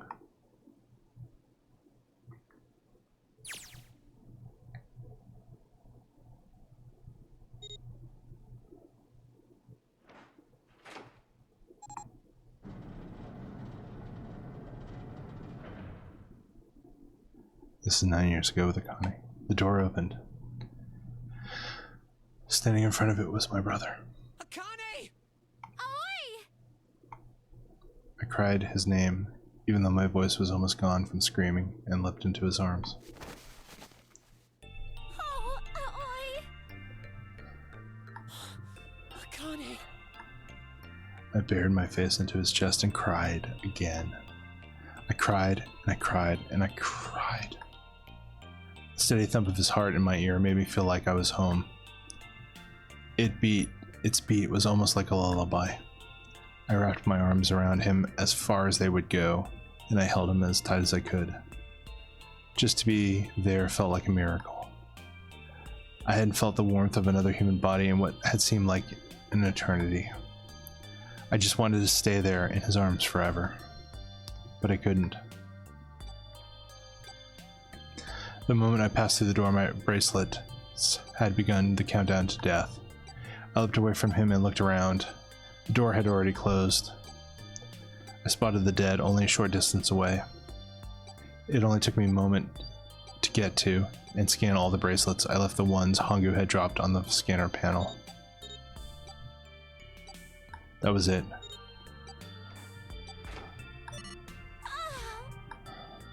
I took a deep breath and looked around again. The huge detective who'd we'd all call 7 in 9 years, and Snake, the blind boy, were looking at me. They seemed to have been utterly stunned by my sudden appearance. Their eyes were wide and their mouths hung open. Let's get out of here. If we don't book it, we might run into Hongo again. Aoi was right. It was time we got moving. The mention of Hongu seemed to jar 7 and Snake out of their surprise, and they nodded. We took off running up the spiraling stairs to freedom. Time for more running. But if they can get us out of here, no wonder we're running so hard. We're in the flow. You're so close to the end. Alright, I guess I'm gonna keep going. We're what, at an hour and a half already? No wonder we were running so hard. My heart beating so hard I can barely hear. God, I can't wait to breathe the real air again. Huh? 7 is talking. Hey, Junpei, can I ask you something? You're asking that while we're running up a spiral staircase. Really? What's up? That door, the one with the 9 on it. Why'd it open? Yeah, all 5 of us verified our numbers on the 2 plus 4 plus 5 plus 7 plus 8 is 26. That makes our digital route 8. It shouldn't have opened. That's not like you, Lotus. I thought you would have figured it out already. Huh?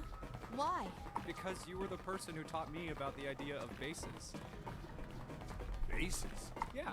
What are the 2 numbers in base 2? 0 and 1. How about base 10? That goes from 0 to 9, right? Then how about base 16? 0 through F. After 9, it starts at A and goes from there. B, C, D, etc. You're right. In other words, A in base 16 is 10 in base 10. B is 11, C is 12, D is 13, and so on. Go on. Oh, what about it? You don't get it? What if we keep going with that pattern?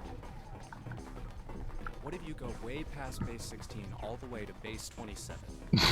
Base 27? Yeah. Well, the numerical digits are the same.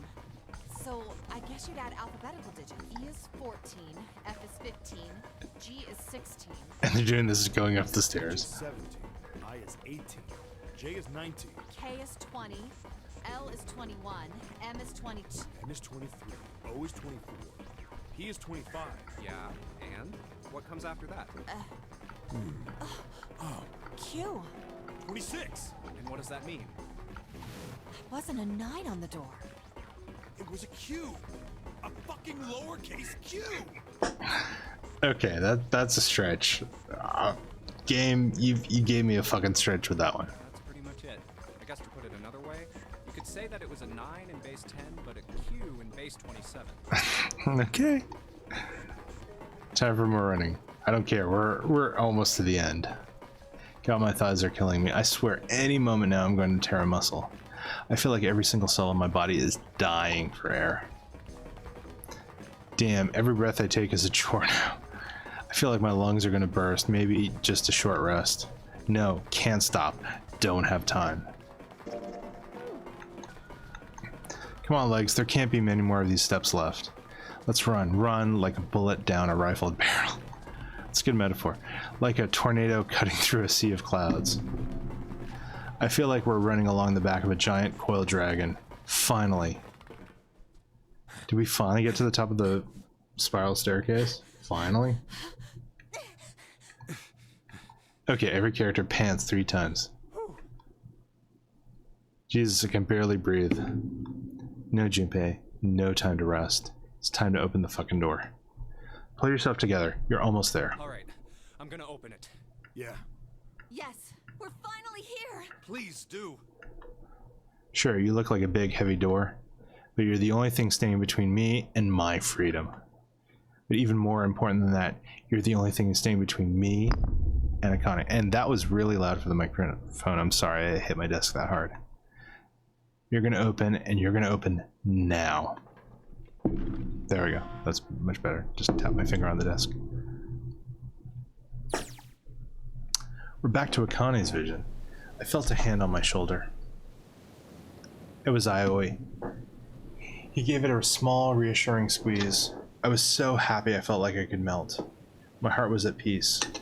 Not only because my brother and I were back together again. Thanks to the huge detective, all 9 of us who had been kidnapped. We were finally able to escape from the gigantic. On the distant horizon, we could see the faint outline of the ship as it sank. It gave a thunderous roar as it finally slipped beneath the waves. Its last cry echoed out across the ocean, and then it was gone. It's over. Aoi whispered. Yeah. It was over. It was finally over. Or was it? Was it really? No, that was wrong. That wasn't it at all. I was sure of it. This wasn't the end. It was only the beginning. This was only a prologue to what would happen in 9 years.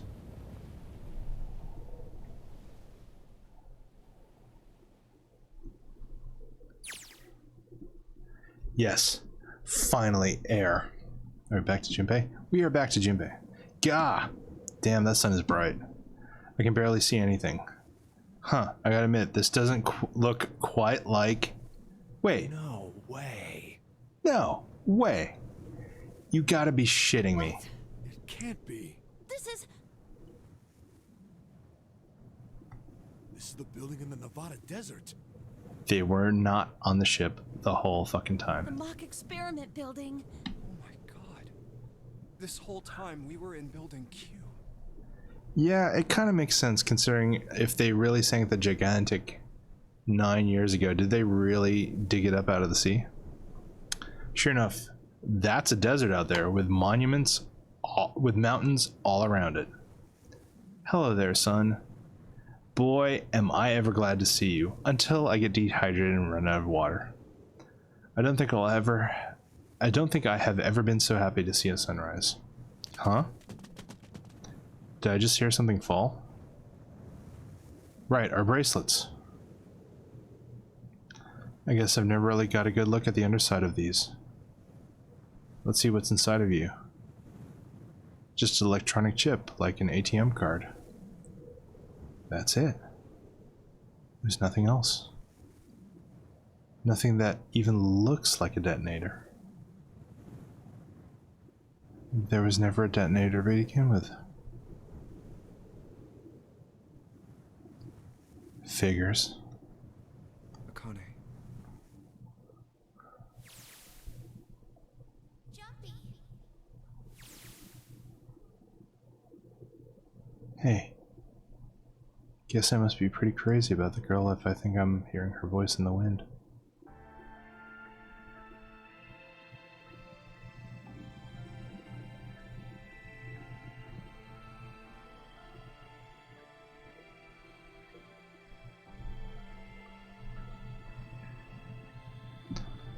Zero Escape, 9 hours, 9 persons, 9 doors development team. Okay, so we got the true ending. I think there's a little bit left past the credits. So, yeah. So, playing this game back in 2009 on the Nintendo DS, I have very good memories. It is the game that kind of got me interested in the whole visual novel genre and the escape the room genre at the same time. Two different aspects that I think worked quite well together in this game. So I played other visual novels like Steins Gate and some of the aspects of like the Persona series, because I mean, let's face it, if you play the Persona series, there's a lot of aspects of it that are very visual novel-like. But also the Escape the Room series, which obviously continued on in games like Danganronpa or The Room, and even real life Escape the Room kind of games. Like there's one here locally called Austin Panic Room that I've played through a couple times that are really, really good about giving you the live version of this kind of experience. And so this game, 999, 9 hours, 9 persons, 9 doors, was my first exposure to those kind of experiences, and I think it was a very good experience. There are a lot of parts of it that really resonated with me, and there are things like in other visual novels that I look for kind of hold on. Are you okay? Let me see where I am in the flowchart of things. Hey, we still got some more scenes. Let's go. Oh, come on. This is nothing. Really? Yeah. You don't look okay. Junpei and I were sitting next to each other on a small hill, looking down at a town as the sun slowly set. That's a really big sun in the sunset. How does it look then? How does it look, man? I love the pitched up vocals for them as children. He was half serious and half joking. I thought about it for a minute first. Well, let's see. Well, damn, Junpei looks incredibly beat up and missing his front teeth. It looks like you kissed a toad and got warts, but then they just kept growing and growing and growing. Damn. Honesty hurts. What does that even mean? Junpei grinned and... Ow, ow, ow, ow. See? I told you you're not okay. You're too reckless.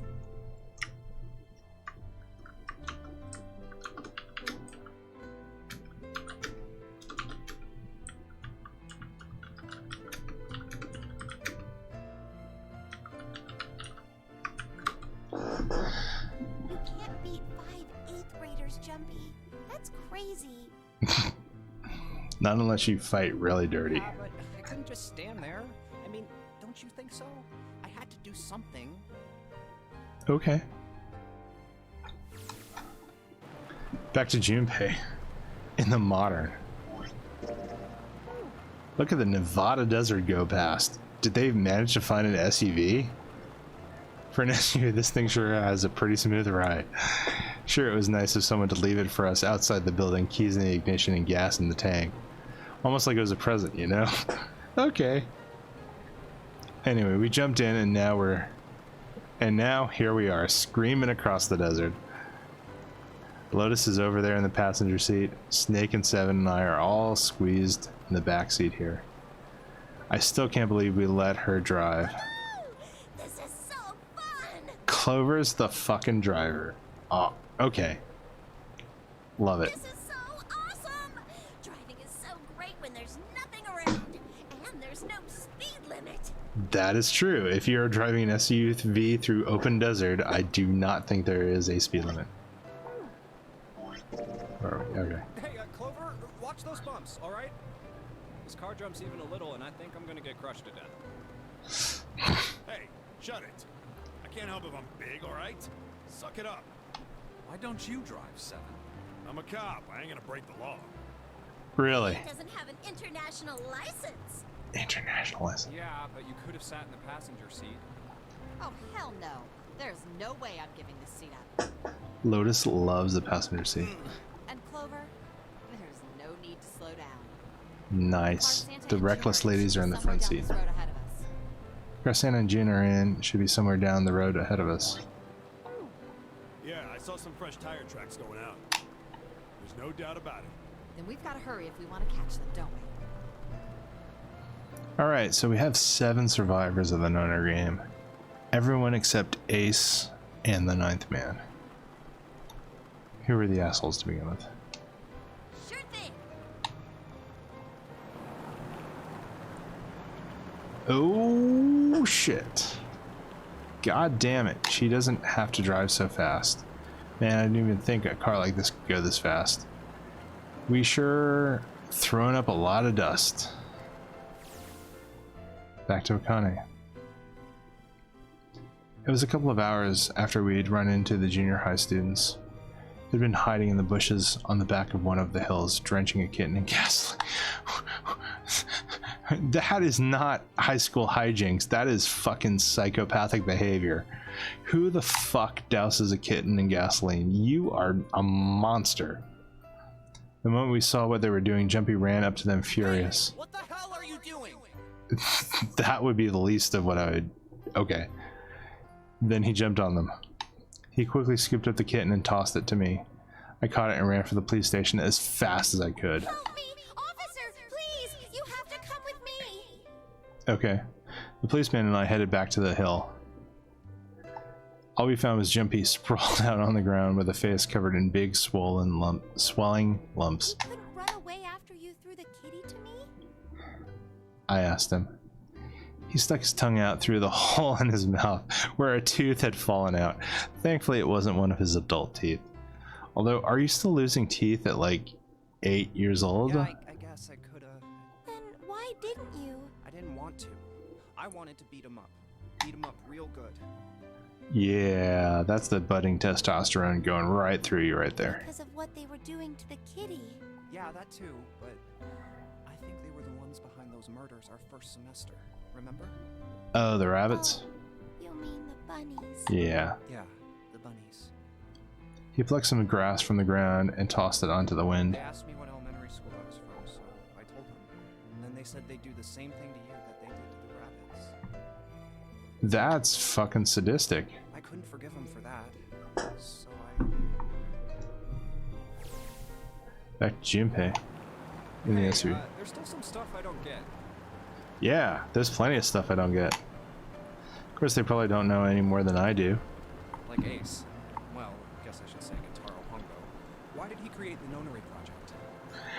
Oh man, that is a bigger question than this game can answer. That's going to take 3 games to answer. Anybody? Any ideas? Why don't you ask him yourself? Well, yeah, I guess it could. He's still in the trunk, I assume? Yeah, he is. Still tied up, I'm assuming, with his mouth taped shut. His eyes look just empty, no emotion. He looks like he's just given up. I wonder if he even cares what happens to him anymore. Hey, were you listening to us? Yeah, go ahead and try to pretend you weren't, you old bastard. Let's get the tape off your mouth. Come on, I know you were. Answer me. You at least look at me when you talk, man. I only wanted to see the faces. Human faces. Really, were you hoping to cure prosopagnosia? I thought if I could gain the ability to access the morphic field set, then perhaps I could see faces.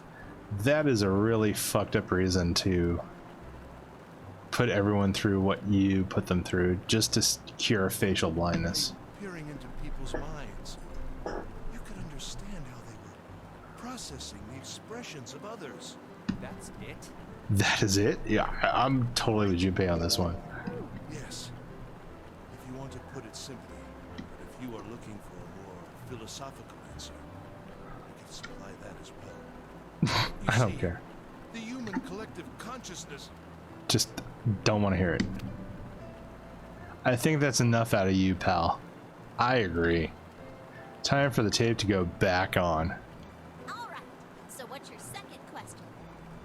You said there were some things you didn't get, didn't you? Well, somebody's a little My nosy. next question doesn't really have anything to do with you two. This is for you, Seven. It's about the whole Alice thing. The Alice thing or the all ice What's the thing? deal with that? Well, see, 9 years ago, after I escaped from Gigantic, Gigante. I kept going after Hongo on my own, hoping I'd catch him when I finally slipped up. During the course of my investigations, Yeah? I learned a lot more about the Gigantic. Did I you? also found out about Bourdain and Alice. You're not really answering my question. Was there actually a girl who wouldn't melt at room temperature?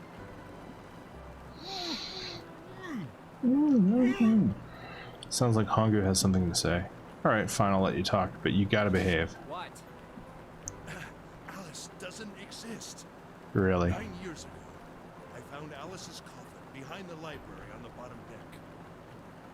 Okay. There's nothing in it but the root of a peculiar plant. My research determined that it was a member of the genus Madrigorum of the family Solanaceae. I was able to extract a particular alkaloid from it. I used that extract to create Soperil. Superl. Its creation was a tremendous boon to my firm, and we grew rapidly. And it's also what you injected yourself with before we had to choose between the set of second doors, or the second set of doors. Shit, this is gonna go on forever. Tape's going back on, Hongo. The rest of my questions can wait a bit. For now, I think I'll just enjoy the ride. As long as the SUV has air conditioning, that's all I think it needs to matter. This is for you.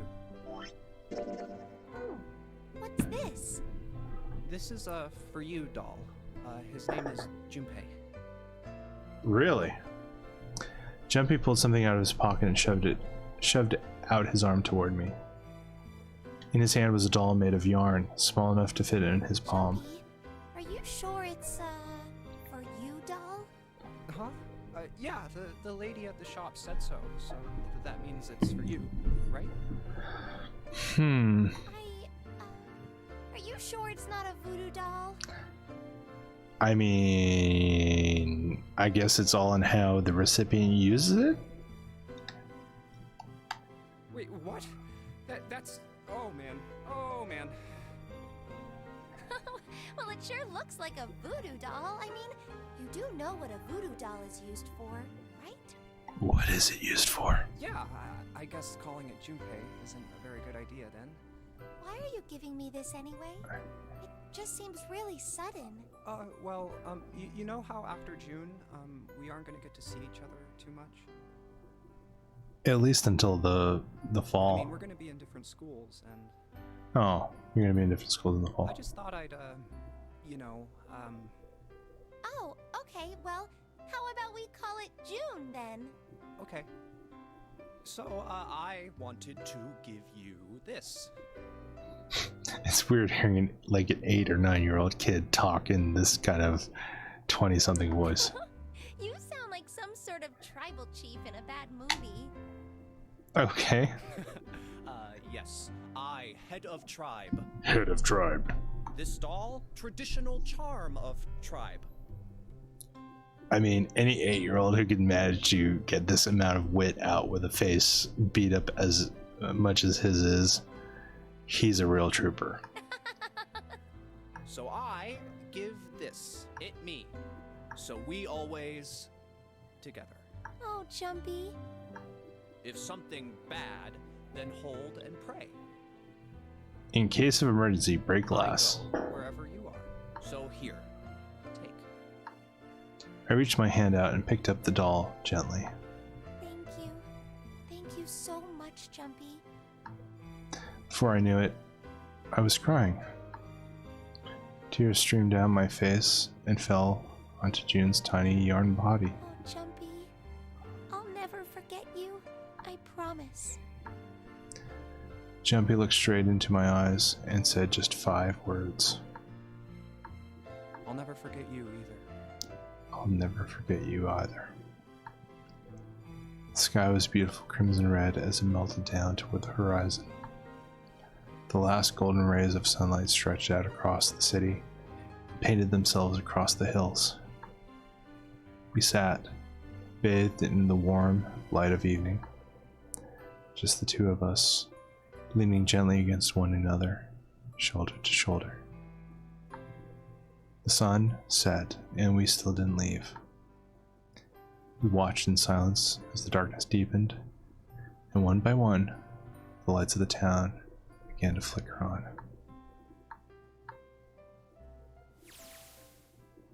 We're back to Junpei. There's still one thing I don't get. To be honest, it's the biggest mystery as far as I'm concerned, and also the only one that's really important. Tell one where to go. It has to do with June and Akane. 9 years ago, she died in the incinerator on the Gigantic. I'm sorry, whenever I see Gigantic, I always get confused between that and the Spanish version, Gigante. But she's still alive now, as June. But how? Was it because I tapped into the morphic field set and saved her 9 years ago? If that's the case, why did Seven and Santa remember her dying? Alright, let's say that makes some kind of insane sense. If I did that, then how do I make sense of what Seven remembers? That's my biggest question. Snake makes sense. He's blind. He couldn't have seen her body anyway. But Seven, he said he was sure he saw it.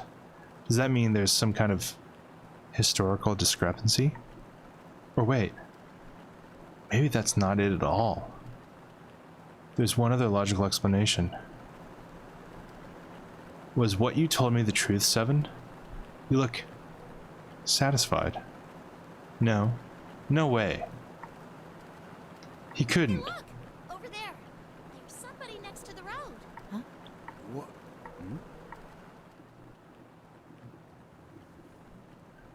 Wait, what? Wait, what?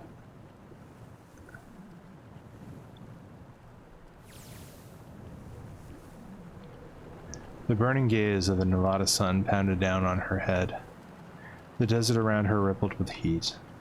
Standing there on that shimmering plain was a woman, her arm out and her thumb up. It would not be long before Junpei realized who she was.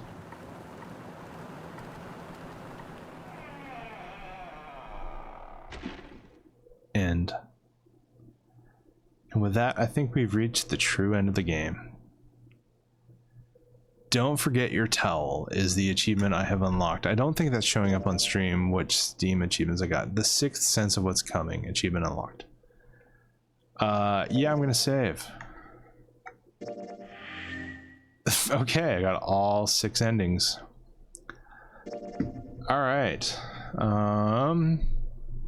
With that, I think I have finished everything but...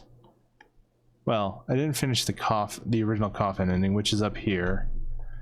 This little chunk segment, which you're supposed to get before you get this ending over here. Because you're supposed to get this first, and then you get this, and once you get this, then you can move on past that if you do all the right things. So I don't actually have this thing in my save data, but you know what? I don't care. We got the true ending. We got the ending that gets us out of the nunnery game, and the ending that leads us into its sequel, Virtue's Last Reward, which I think is going to be the next game I play.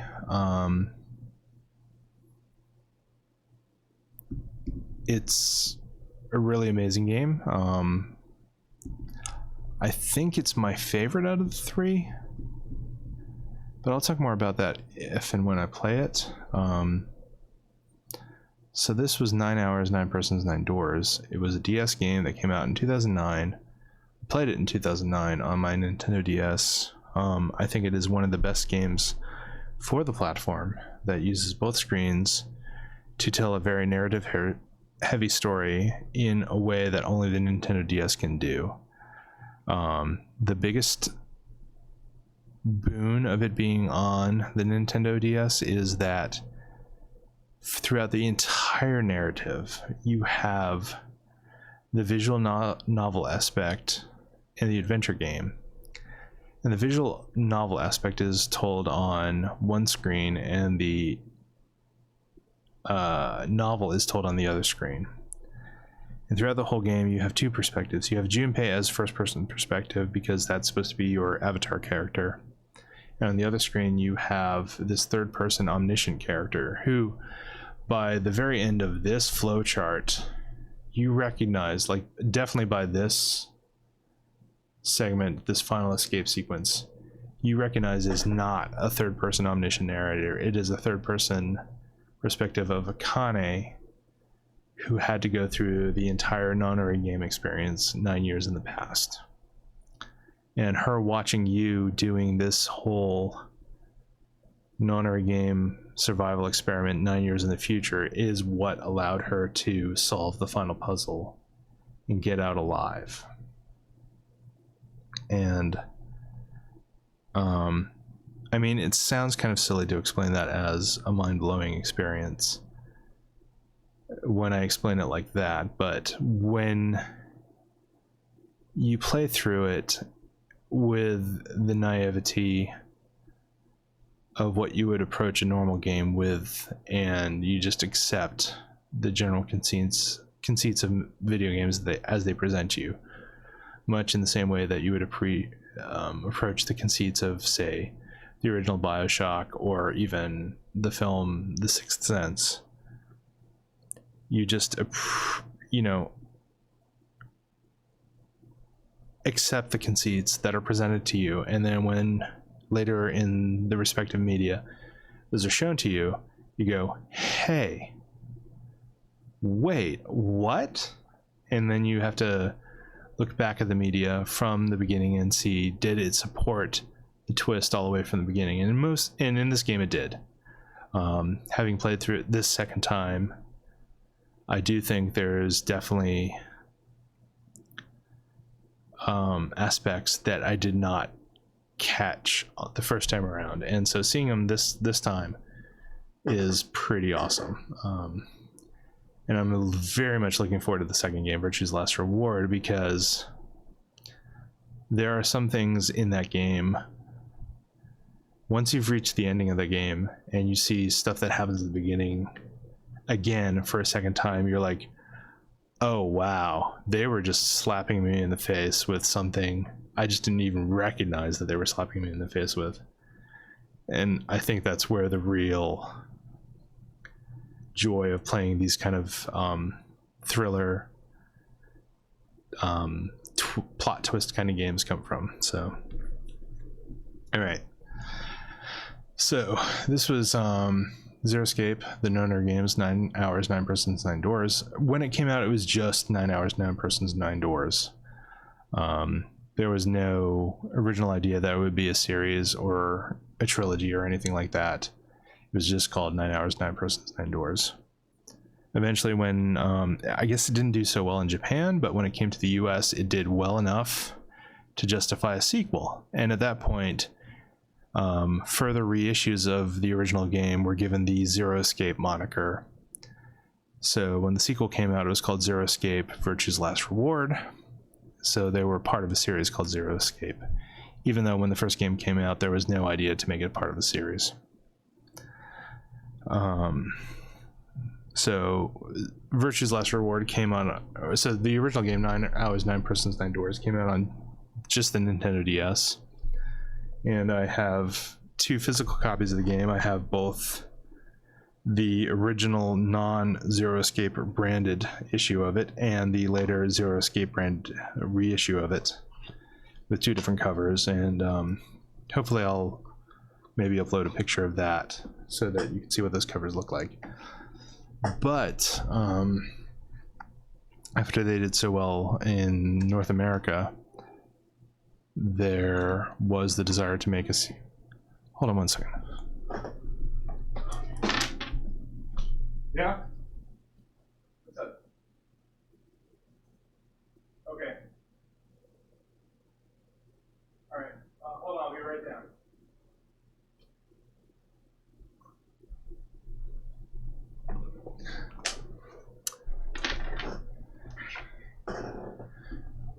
All right, so gotta run and take care of a few things. I'm gonna stop the stream here, and maybe I'll create one more small thing with the conclusion of my thoughts, but other than that, I'll see you all next time for the next game.